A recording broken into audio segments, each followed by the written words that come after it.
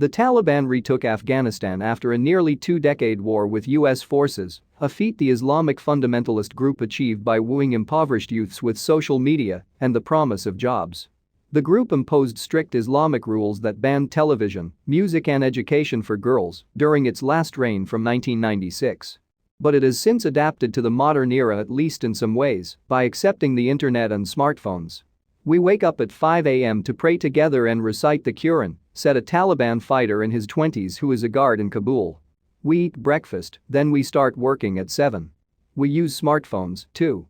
He checks the news on his phone after returning home to his wife around 6 p.m. He also makes calls but does not watch movies or other entertainment on it. He helps out with chores and spends time with family on days off. Founded in 1994 by fundamentalist students, the Taliban are believed to consist of about 50,000 to 80,000 male fighters. The last time the group was in power, there was no internet access because of the lack of infrastructure. It now lets members use the internet and posts content to such platforms as Twitter.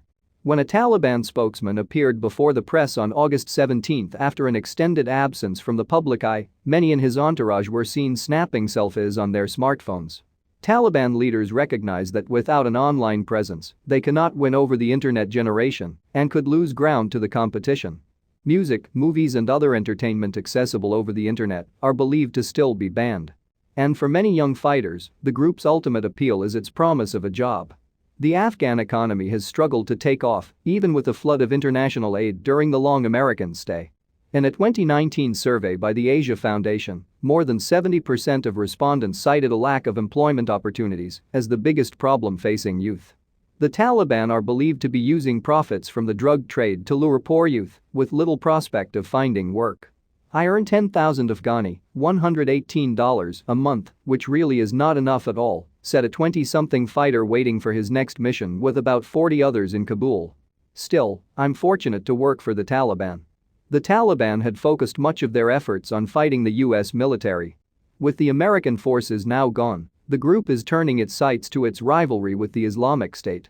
The progress made on women's rights over the past 20 years could be overturned by the Taliban.